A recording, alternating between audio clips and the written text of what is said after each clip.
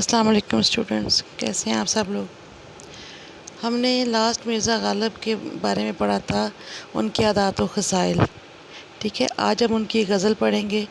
اس سے یہ ہے کہ آپ نے کیونکہ ان کا لکھا ہوا بھی پڑھ لیا، تو آپ اگر ان کی غزل بھی پڑھ لیں گے تو آپ کو ان کی نظم و نثر دونوں کی خصوصیات جو ہیں وہ سمجھ میں آنے جو ہے وہ آسان ہو جائے گا. ٹھیک ہے، سٹارٹ کرتے ہیں.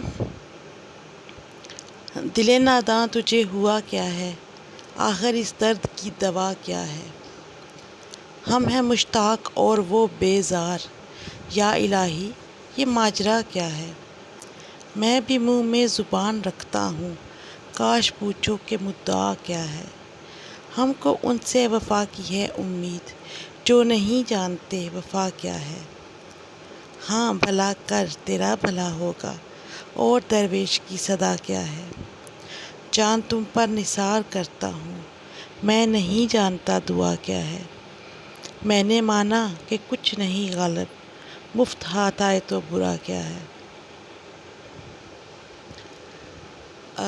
الفاظ کے معنی بتا رہی ہوں میں.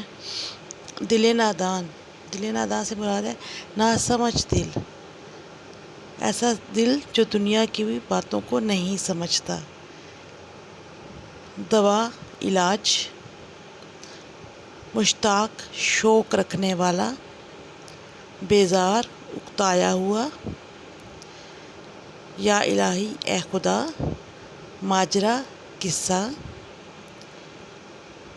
مدعا اصل بات یا مقصد، جو بات وہ کہنا چاہتا ہے اصل وہ کیا چیز ہے، وہ کیا بات ہے. وفا، وفا ہوتا ہے جی ساتھ نبھانا.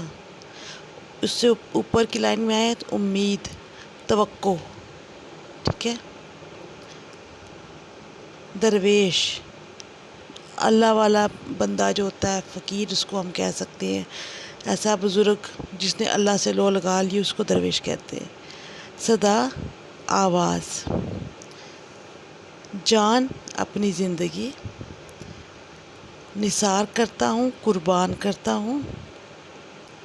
دعا اللہ تعالیٰ سے اپنی مراد مانگنا. دعا کے معنی ہوتے ہیں اپنی مراد مانگنا اللہ تعالیٰ سے. مفت بغیر قیمت کے، برا کیا ہے، اس میں کیا غلط ہے.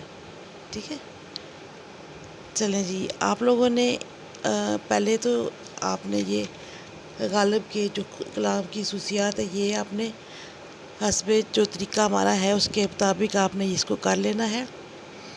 اہم نکات لکھ لینے آپ نے، اور اس کے بعد آپ نے اس کی تشریح کے اوپر آ جانا ہے. ٹھیک ہے، الفاظ کے معنی لکھے اور پھر ہم تشریح کریں گے.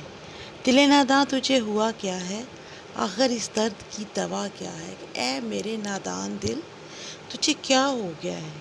شاعر ایک حیرت کا اظہار کر رہا ہے. وہ کہتا ہے کہ میرے اچھے بھلے دل کو آخر ہو گیا کیا ہے. مجھے خود کو نہ تو اس کا مسئلہ سمجھ آ رہا ہے اور نہ ہی مجھے اس کے مسئلے کا حل کچھ سجائی دے رہا ہے. اچھا خاصا زندگی گزار رہا تھا میں، اور اب میرے دل کو اچانک سے کچھ ایسا ہو گیا ہے کہ اس میں اٹھنے والے درد کی مجھے سمجھ نہیں آ رہی کہ اس درد کی دوا ہے کیا. ہم ہیں مشتاق اور وہ بیزار، یا الہی یہ ماجرا کیا ہے. ہم ہیں مشتاق، مشتاق کو بتایا میں نے جیسے کہ شوق رکھنے والا. تو ہم تو محبوب سے ملنے کے لیے بے چین ہیں. ہمیں تو بہت شوق ہے کہ ہم اپنے محبوب سے ملیں، کہیں اس سے باتیں کر پائیں، اس سے بات کریں، اسے دیکھیں، اپنے دل کا حال بتائیں. اور وہ ہے کہ وہ ہم سے بیزار ہے، اکتایا ہوا ہے. وہ بات سننا تو دور کی بات، وہ ہماری طرف دیکھنا بھی نہیں چاہتا، وہ اتنا بیزار ہے. یعنی کہ ہم یہ چاہتے ہیں کہ ہم اپنے محبوب کو کبھی دیکھیں، اس سے بات کریں، دل کا حال اس کو سنائیں، مگر وہ اتنا بیزار، اتنا اکتایا ہوا ہے کہ وہ ہماری طرف آنکھ اٹھا کر دیکھتا بھی نہیں ہے. یا الہی یہ ماجرا کیا ہے. اے میرے پروردگار، اے میرے خدا، یہ کیا ماجرا ہے، کیا قصہ ہے یہ. میں جس سے ملنے کا شوق رکھتا ہوں، جس سے ملنے کے لیے میں بے چین ہوں، وہ میری صورت سے بھی بیزار ہے. یہ کیا قصہ ہے. ہوتا تو یہ ہے نا کہ جس سے ہم ملتے ہیں وہ بھی ہم سے بات کرتا ہے، اور تو پھر جو ہے وہ بات سمجھ میں آتی ہے ایک دوسرے کی. لیکن اگر سامنے والا بات ہی نہ سنے تو ہماری بات جو ہے وہ کیسے اس کو سمجھ آئے گی. میں بھی منہ میں زبان رکھتا ہوں، کاش پوچھو کہ مدعا کیا ہے. میرے منہ میں بھی زبان ہے، مجھے اللہ تعالیٰ نے قوت گویائی بخشی ہے، میں اپنے دل کا حال بیان کر سکتا ہوں، جو میں سوچتا ہوں، جو میرے اندر جذبات ہیں میں انہیں لفظوں میں ڈھال سکتا ہوں، مگر اس کے لیے یہ ہے کہ کاش کہ تم مجھ سے پوچھو، شرط یہ ہے کہ تم مجھ سے پوچھو، کاش کبھی ایسا ہو کہ تم مجھ سے پوچھو کہ ہاں تم ادھر کے چکر لگا رہے ہو، تم کچھ کہنا چاہتے ہو، تمہارے دل میں کیا بات ہے، مدعا کیا ہے، اصل بات کیا ہے، جو تم کہنا چاہتے ہو وہ اصل حقیقت، وہ اصل بات ہے کیا۔ ہم کو ان سے وفا کی ہے امید، جو نہیں جانتے وفا کیا ہے۔ اس شعر میں شاعر مرزا اسد اللہ خان غالب کہتے ہیں کہ میں ایسے بے وفا محبوب سے امیدیں لگا بیٹھا ہوں کہ جس کو وفا کے معنی تک نہیں معلوم۔ وفا تو ہوتا ہے نا ساتھ نبھانا، اچھے برے وقت میں ایک دوسرے کا ساتھ نبھانا اور ایک بات دوسرے کی بات کو سمجھنا، ٹھیک ہے، لیکن وہ جو میرا محبوب ہے وہ ایسا ہے کہ وہ اس بات کو سمجھتا ہی نہیں کہ وفا کے معنی ہیں کیا، وہ اتنا اکتایا، وہ اتنا بیزار ہے۔ ہاں بھلا کر تیرا بھلا ہوگا، اور درویش کی صدا کیا ہے۔ اس میں شاعر کہتے ہیں کہ اگر تم کسی کا بھلا کرو گے تو تمہارے ساتھ بھی بھلا ہوگا، اگر تم برا کرو گے تو تمہارے ساتھ بھی برا ہوگا، یہ دنیا کا دستور ہے۔ ہم کسی کے ساتھ اچھا کرتے ہیں تو پھر ہمارے ساتھ بھی اچھا ہی ہوتا ہے، وہ کہتے ہیں نا جیسا بو کے ویسا کاٹو گے۔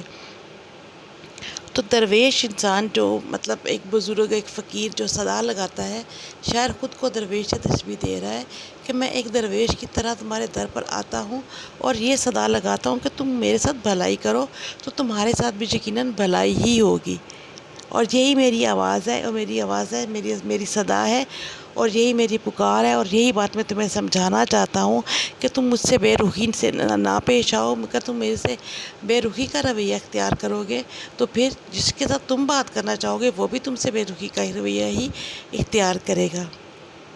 جان تم پر نثار کرتا ہوں، میں نہیں جانتا دعا کیا ہے۔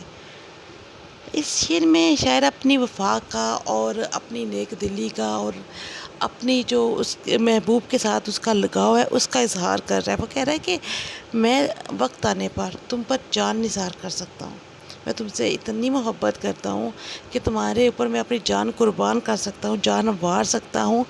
مجھے نہیں پتا کہ دعا کیا ہے، کہ وہ لوگ جو بڑی بڑی باتیں کرتے ہیں، بڑے بڑے دعوے کرتے ہیں کہ میں نے تم جو ہے وہ دعاؤں میں تمہیں مانگ رہا ہوں اور یہ نفل پڑھ رہا ہوں میں تمہارے لیے اور یہ کرم ہو، تو مجھے ان ساری باتوں کا نہیں پتا۔ میں سیدھی سیدھی بات کرتا ہوں کہ میں جو ہوں نا وہ صرف اور صرف یہ کر سکتا ہوں کہ جب تمہیں ضرورت ہو تو میں تم پر اپنی جان قربان کر دوں، یعنی کہ کہنے کا مطلب یہ ہوا کہ میں تم سے اتنی زیادہ محبت کرتا ہوں کہ میں تمہارے ہر قسم کے کام آ سکتا ہوں، اور اگر وقت پڑے تو میں تم پر اپنی جان بھی قربان کر سکتا ہوں، لیکن یہ ہے کہ مجھے بڑی بڑی باتیں بنانا نہیں آتا، میں بڑے بڑے دعوے نہیں کر سکتا۔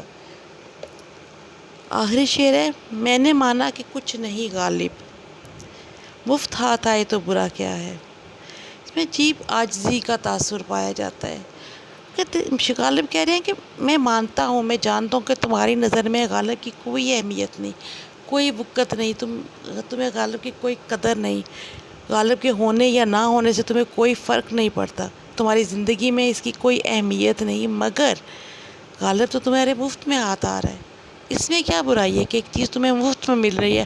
میں اپنی محبت کے بدلے میں تم سے کچھ بھی نہیں چاہتا، میں تم سے کوئی شرط نہیں رکھ رہا، کوئی ڈیمانڈ نہیں کر رہا، کچھ بھی نہیں اس کے بدلے میں تم سے چاہتا، میں صرف یہ چاہتا ہوں کہ تم میری محبت کو قبول کر لو اور مجھے یہ برا بھلا کہنا بند کرو۔ میں مفت میں تمہارے ہاتھ آ رہا ہوں، مجھے تمہیں کوئی قیمت ادا نہیں کرنی پڑ رہی، اور اس میں کوئی برائی نہیں ہے، اس میں کچھ غلط نہیں ہے، سمپلی تمہیں ایک فری میں جو ہے وہ ایک اچھا انسان جو ہے وہ مل رہا ہے، تو اب اس کو لینے سے انکار مت کرو، کیونکہ یہ ایک طرح سے ناشکری ہوگی، کفران نعمت ہوگا۔ بچوں غزل ہماری ختم ہو گئی ہے، ٹھیک ہے، اس کو پڑھ لیجئے گا، کچھ مشکل لگے تو پوچھ لیجئے گا، تو اس کے بعد آپ نے یہ جو کوئسچن آنسرز ہے، مشقی کام ہے، یہ کمپلیٹ کرنا ہے۔ شاعر کے بارے میں یہ جو اس کے ہیں اہم نکات وہ لکھنے ہیں اور مشقی کام کمپلیٹ کرنا ہے، ٹھیک ہے، اور اس کے بعد آپ نے اس غزل کی تشریح جو ہے وہ بھی لکھنی ہے۔ آپ لوگ ٹائم سے کام کمپلیٹ کر لیا کیجئے، اگر آپ لوگ اس طرح سے لاپرواہی کریں گے تو آپ کا اپنا نقصان بھی ہے، ٹھیک ہے۔ ٹھیک ہے. اور ظاہر ہے ہم لوگ جب محنت کرتے ہیں آپ کے لیے تو ہمیں بھی پھر اچھا نہیں لگتا کہ آپ لوگ رسپانس نہیں دے رہے ہیں. سو پلیز اس کام کو کمپلیٹ کیجئے. کوئی پوچھنے والی بات ہو تو ضرور پوچھیے. اپنا خیال رکھیے. اللہ حافظ.